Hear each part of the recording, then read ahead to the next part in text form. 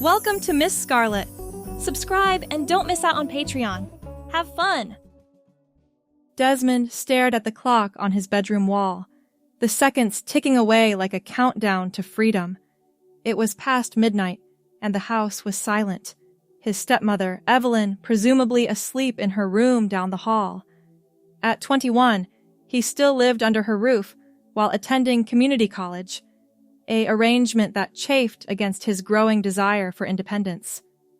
Tonight, he planned to slip out to a party his friend Marcus had invited him to, a gathering of old high school buddies with promises of music, laughter, and maybe a few drinks to loosen the knots of daily stress. He grabbed his jacket, careful not to let the zipper jingle, and tiptoed toward the back door. The floorboards creaked under his weight, but he pressed on, heart pounding with the thrill of rebellion. Evelyn had always been strict, ever since she married his father 5 years ago, but with Dad gone on business trips more often than not, she ruled the household with an iron fist wrapped in maternal concern. Desmond reached the kitchen, the cool night air seeping through the cracked window, and he eased the door open just enough to squeeze through. "Going somewhere?" Evelyn's voice sliced through the darkness like a blade. He froze, spinning around to see her silhouette in the doorway, arms crossed, her expression a mix of disappointment and something sharper, more calculated. The porch light flickered on, illuminating her stern face and the robe she clutched tightly around her. Just needed some fresh air," Desmond stammered, but the lie hung heavy in the air. Evelyn stepped forward, her eyes narrowing. "Fresh air at this hour? With your jacket and keys? Don't insult my intelligence, Desmond. This isn't the first time you've tried sneaking out, but it will be the last." She grabbed his arm, her grip firm but not painful, and pulled him back inside. The door shut with a definitive click, sealing his fate for the night. Desmond's mind raced, searching for excuses, but Evelyn was already marching him toward the living room, where she flicked on the lamp and sat him down on the couch. "You think you're an adult, but actions like this prove otherwise," she said, her voice steady. "Your father and I have rules for a reason. To keep you safe, to help you grow. But if you insist on behaving like a child, perhaps it's time for a punishment that fits." Desmond swallowed hard, expecting grounding or extra chores. Instead, Evelyn disappeared into her bedroom and returned with a garment bag and a small bottle. She unzipped the bag to reveal a baby blue sundress, its fabric light and flowing, adorned with delicate white lace trim along the hem and neckline. It looked like something from a vintage catalog, feminine, and utterly out of place in this moment. "You're going to wear this," she stated matter-of-factly. His eyes widened in horror. "What? No way! That's ridiculous!" Evelyn held up the small bottle, shaking out a single pink pill. "And you'll take this. It's a mild sedative. Something to make you more compliant. Just for tonight, to reflect on your choices." Desmond backed away, but the couch trapped him. "This is insane. You can't force me. I can. And I will," she interrupted, her tone leaving no room for argument. "Or I can call your father right now and let him handle this. But trust me, this will be more educational."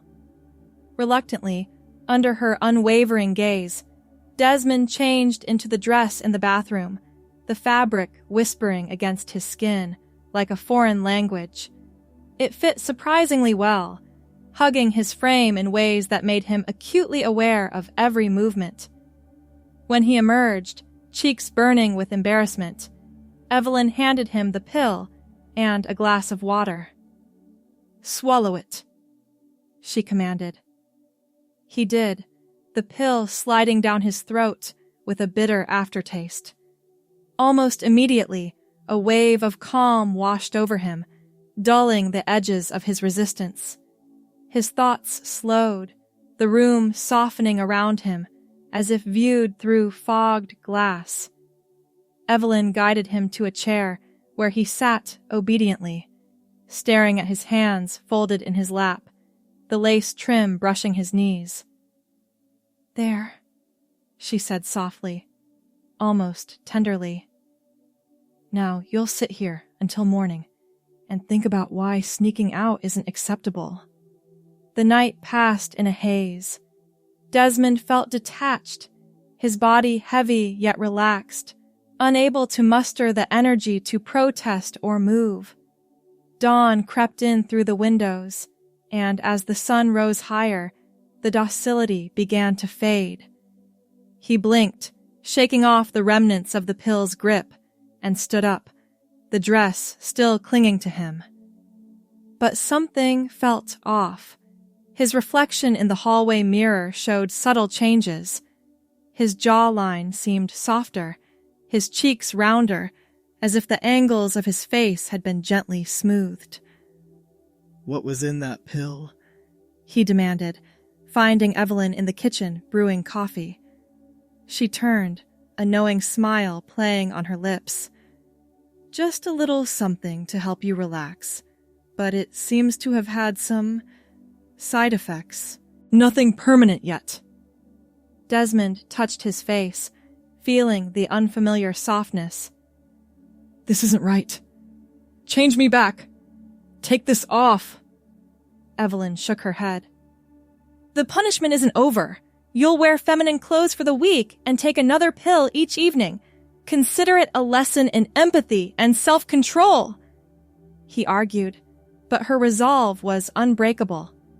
That day, confined to the house, Desmond navigated the unfamiliar sway of the dress, the way it caught the breeze from open windows. By evening, another pink pill dissolved his protests into compliance. Over the next few days, the pattern repeated, docility at night, awakening to more changes in the morning. His brown hair, usually tousled and unkempt, seemed fuller, framing his face in softer waves. His skin felt smoother, less rough from shaving, and his posture shifted involuntarily, adapting to the garments she provided, more dresses, skirts, blouses, all in pastel hues. A week turned into 2, and Evelyn extended the punishment, citing his initial defiance as reason. "You're learning, but not enough," she'd say, handing him another pill.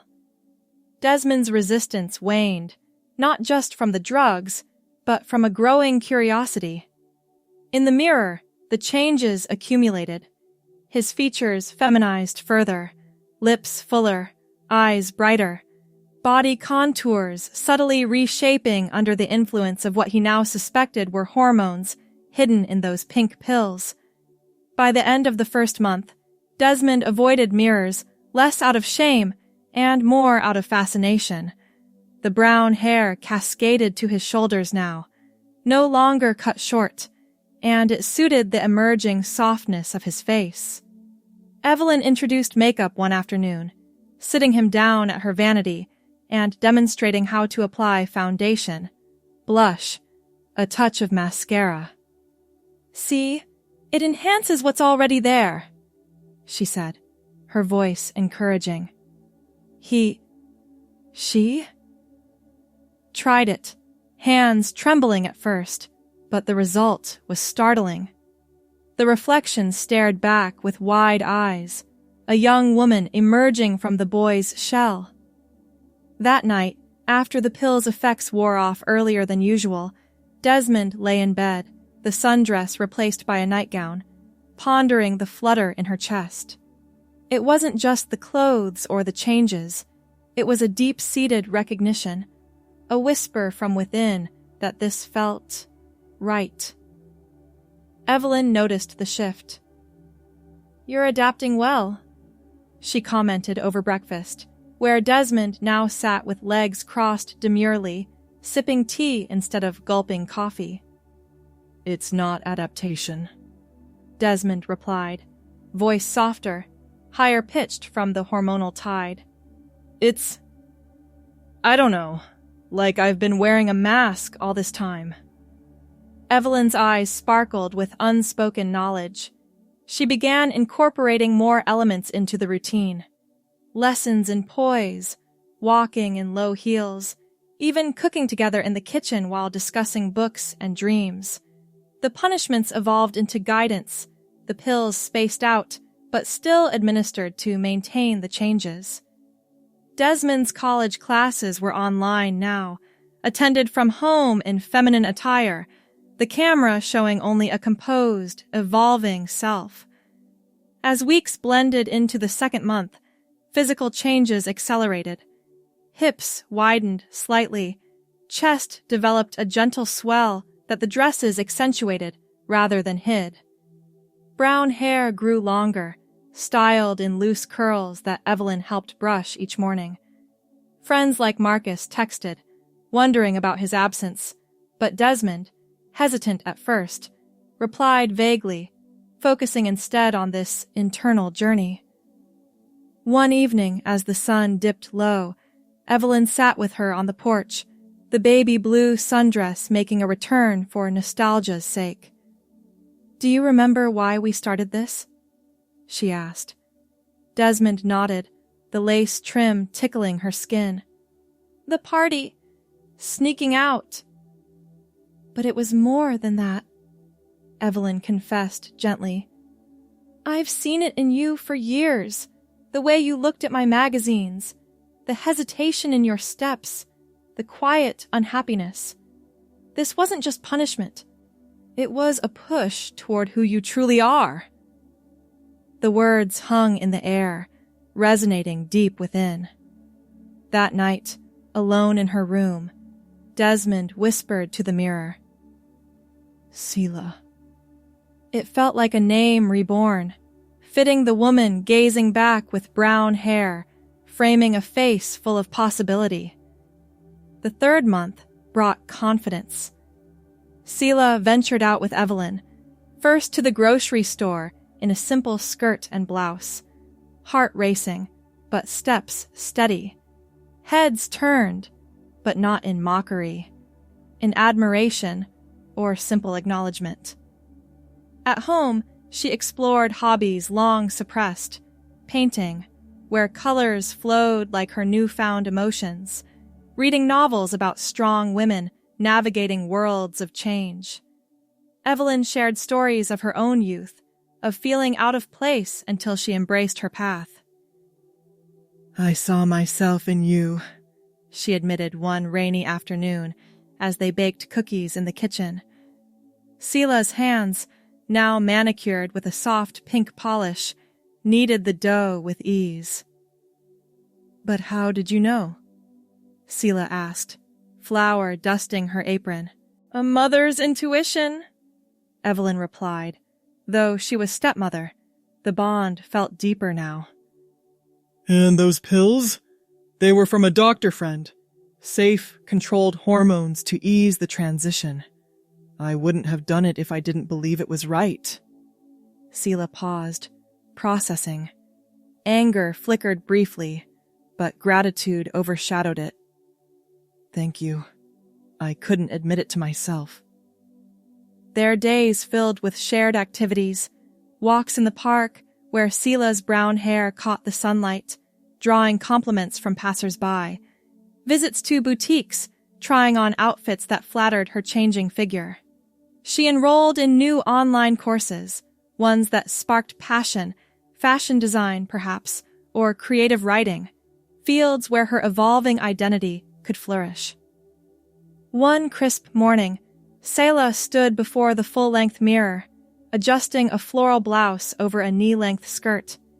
The changes were undeniable: a feminine silhouette, soft curves, and that persistent softness in her features. Brown hair fell in waves, untouched by dyes or alterations, a constant in this sea of transformation, She smiled, truly, for the first time in months. Evelyn knocked on the doorframe. Ready for the day? Sila turned, nodding. More than ever. They drove to a nearby cafe, a small outing to celebrate progress. Seated at an outdoor table, sipping lattes, Sila felt the world's gaze, but met it with poise. A young man at the next table smiled, and she returned it shyly, a new flutter in her stomach. Back home, the routine continued, but Sila took initiative now, choosing her outfits, experimenting with hairstyles that kept her brown locks prominent, learning to apply her own makeup with precision.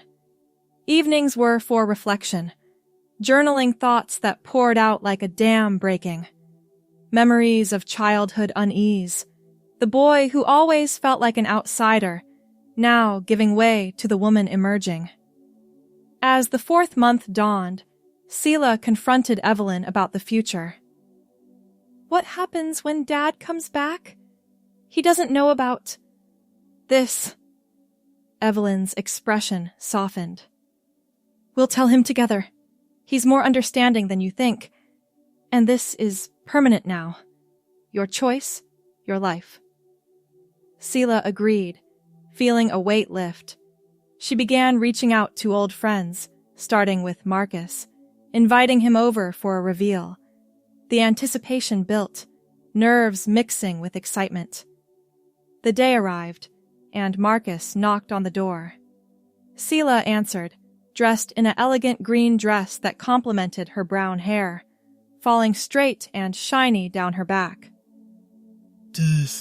Whoa! Marcus stammered, eyes wide. It's Sila now, she said, voice steady. Come in. We have a lot to talk about. They sat in the living room, where Sila explained the journey, the punishment that became a revelation, the changes both physical and emotional. Marcus listened, surprised but supportive, sharing his own stories of self-discovery. As the conversation flowed, Evelyn watched from the kitchen, pride evident in her smile. Later, alone with Sila, she hugged her tightly. You've come so far. Sila returned the embrace. Because of you. The months stretched on, each day layering new experiences. Sila attended a local support group for those in transition, sharing her story and finding community. She volunteered at a community center, teaching art classes to young adults, her brown hair often tied back in a ponytail as she demonstrated brushstrokes. One weekend, they visited a spa, a treat from Evelyn. Soaking in warm baths, getting facials that enhanced her softened features, Sila felt pampered, feminine energy coursing through her. Back home, she delved into personal style, curating a wardrobe of sundresses, blouses, and accessories that reflected her personality, vibrant yet understated. The baby blue sundress hung in her closet as a reminder, worn occasionally for sentimental reasons. As summer approached, Sila planned a trip, a solo drive to the coast, to reflect and embrace independence. Evelyn encouraged it, packing a lunch and waving from the porch as Sila drove off, brown hair whipping in the wind through the open window. The beach was serene, waves crashing as she walked barefoot in the sand, a light skirt fluttering around her legs. She sat on a rock, watching the horizon, feeling whole for the first time. Returning home invigorated, Sila dove into new projects, starting a blog about personal growth, anonymous at first, sharing insights without revealing too much. Readers responded, their comments a balm to old wounds. Evelyn suggested therapy, and Sila agreed, finding a counselor who specialized in identity. Sessions unpacked layers, affirming that this path was authentic, not imposed. Dad returned from his trip, and the revelation unfolded over dinner. He listened, shocked at first, but seeing Sila's happiness, he embraced her. If this is you, then I'm proud, he said, tears in his eyes. Family dynamics shifted, strengthening bonds. Sila helped with household tasks, her presence a light in the home. As fall leaves began to turn, Sila enrolled in in-person classes at a university, majoring in psychology to help others like her. Campus life was a whirlwind, making friends, joining clubs, her brown hair a signature look among peers. One evening, at a campus event, she met Lila, a fellow student with a warm smile. They talked for hours, sharing dreams and laughs. It was the start of something new, a friendship budding into more. Back home, Evelyn noticed the glow. Someone special? Sila blushed. Maybe. The days filled with study sessions, coffee dates with Lila, and late-night talks. Sila's confidence soared, her identity solid as rock. Yet as winter neared, a letter arrived. An invitation to a family reunion where relatives who knew Desmond would see Sila for the first time. Nerves built, but determination won. Preparing for the event, Sila chose a sophisticated outfit, styling her brown hair in an elegant updo. The drive there was tense, Evelyn offering reassurance. At the reunion, aunts, uncles, cousins gathered. Whispers turned to questions, but Sila stood tall, explaining with grace. Acceptance varied, but key family members hugged her, welcoming Sila into the fold. Exhausted but triumphant, she returned home, collapsing into bed. Months later, on a quiet anniversary of that fateful night, Sila reflected in her journal. The journey from punishment to self-acceptance had reshaped her world. She closed the book and set it aside, a sense of peace washing over her. But when she stood to put the journal away, her eye caught something odd in Evelyn's room. Her stepmother had left a drawer slightly open. Curiosity tugged at her. Sila hesitated, then pulled it wider. Inside was a neat stack of files and several bottles identical to the pink pills she had taken for months. She lifted the first folder and froze. A photo of a young man stared back at her, taped to the inside cover, with a name she didn't recognize scrawled underneath. Her stomach knotted as she flipped through more folders, each with a different face. She whispered to herself, voice barely audible in the quiet house. I wasn't the first. Hope you enjoyed the story so far. The rest will be available on Patreon.